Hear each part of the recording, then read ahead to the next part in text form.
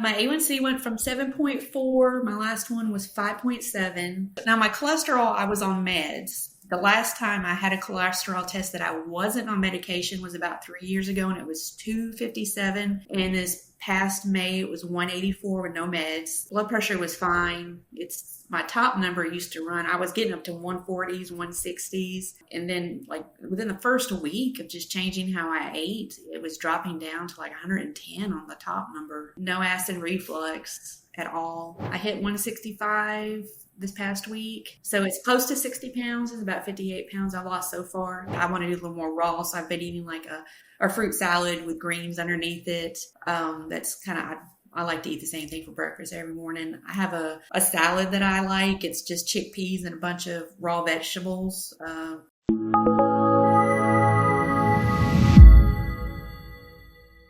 Type 2, I was diagnosed a few years ago. I was just having some routine blood work. They just said that my fasting blood glucose was too high. So they put me on medication. And over the few years, they swapped up different medications based on what my A1C was. And then last summer, I had stopped taking my Ozempic, and I noticed like a lot of my stomach issues had resolved themselves. So when I went back for a follow-up, a few months later, she put me on a new medicine. She was just very, very cautionary about the side effects of the medicine and kidney damage. And then she told me my heartburn medicine was also long-term would cause kidney issues. And I initially saw a dietitian, and she was on board with the high protein. Everything she showed me was processed. There was no talk of real food. And she showed me all this packaged stuff and just how to read the labels, but she never talked about, specifics like using food. And then I actually went ahead and ordered their book first after watching several videos. So I had tried to change just breakfast based on the book, but there was a lot of information in there, and I wanted to do it, but I didn't know how. So then I just scheduled a discovery call and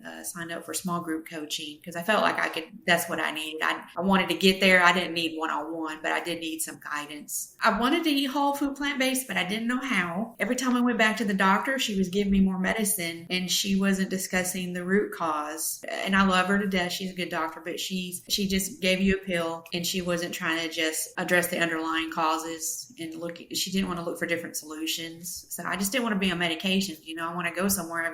Do I have all my pills with me? And I didn't want that. So, and I was just tired. I was hurting, stiff joints, and I'm still fairly, just 50. I'm not old by any means. I was more interested in getting off the medications. My doctor just said, you need to drop a few pounds. She was real vague. Here's Ozempic, drop a few pounds. It didn't work. Ozempic addresses, your hunger cues, but it didn't address my emotional and not knowing how to eat. Just the first month, my cholesterol came down. Blood pressure was like, I've never had a blood pressure this good. And the thing that really surprised me is my acid reflux is gone. Like I remember as a teenager dealing with that, and it was just miserable. And I thought it was coffee, and I drink coffee all day. It's black now. I have no issues with acid reflux, and that was one of the most surprising things. And it can be very uncomfortable. And then my energy levels jumped like the first week. I've never had so much energy. It's crazy. I can run. I can keep up with grandkids. I don't get tired. I don't want to sit everywhere I go. I want to stand now. I don't want to sit. It doesn't hurt to sit down. It doesn't hurt my knees. My joints were just stiff. So that was really nice to not have to worry about just, maybe one day my knees are going to be hurting. I have costochondritis, and usually that's like arthritis in the cartilage. When it gets cooler, that's usually the only time I have issues with it. I'll just hurt. I didn't have any of that when it got cold. I was just waiting. I'm like, oh, it's cold this morning. My chest is going to start hurting, and it didn't. And I was like, okay, well, this is amazing too, because I've had that since I was a teenager. I didn't know what it was at the time. I wasn't diagnosed until late 30s with that. But yeah, I've had that since I was in my teens, and that I've not had any issues. Nobody ever addressed your diet. In diabetes, the first thing they say is, oh, high protein, low carbs. And I'm like, oh, this is killing me because I love fruit. To me, it just seemed there wasn't a whole lot I could eat until I started this, and I had someone to coach me and teach me, oh, well, you have to rewire your thinking. Like I'm eating a salad for breakfast. I know that seems not what we're used to. It's kind of having to unlearn and relearn things in a different way. So I used to eat oatmeal with spinach in it and stuff. And I actually, from watching Robbie, I was like, I want to do a little more raw. So I've been eating like a fruit salad with greens underneath it. That's kind of, I like to eat the same thing for breakfast every morning. I have a salad that I like. It's just chickpeas and a bunch of raw vegetables. I can eat grains now. Initially, I was kind of backing off. I'm not a big fan of rice anyway. I just wasn't eating potatoes and stuff. So I've been incorporating potatoes in, just keeping the beans mixed up, trying new recipes. Like I can make enchiladas with no cheese, no oil. They're probably one of the lowest fat meals I can make. There's almost no fat in them.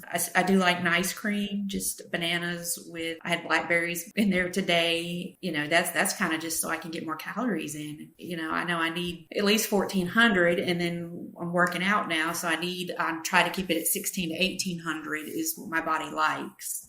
Salads, lots of greens, a ton of fruit, because I just love fruit. A lot of mangoes.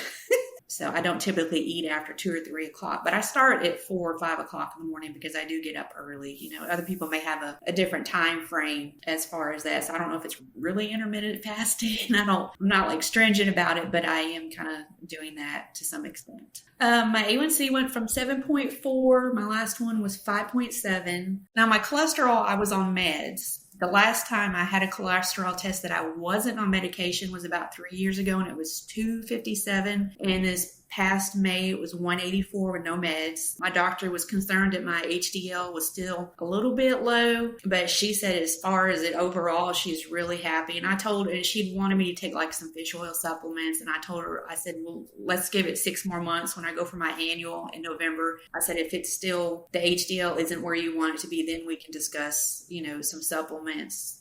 But I told her, she's been very respectful of my choices. So when I told her, I'm not going to eat fish, she's like, okay, well, let's talk about some other things. Blood pressure was fine. It's my top number used to run. I was getting up to 140s, 160s. And then like within the first week of just changing how I ate, it was dropping down to like 110 on the top number. Never seen it that low. No acid reflux at all. I started around 223 and I hit 165 this past week. So it's close to 60 pounds. It's about 58 pounds I lost so far. I can tie my shoes. I can cross my legs and it's not uncomfortable, and I can hold them crossed for a while. Whereas before it was hard. I can shop in the regular section instead of the plus size. It was so hard before. I tried. The doctors want to address the hunger, mastering diabetes, address the emotional, just the way you think about things. And that's what I need. I need someone to tell me, this is how you need to think. So like I said, I had to rewire my brain on how I think about things. Fruit's not bad. If you just give it a week, you'll notice. Maybe even a couple days, you may notice just energy levels, less pain. I mean, just give it a try.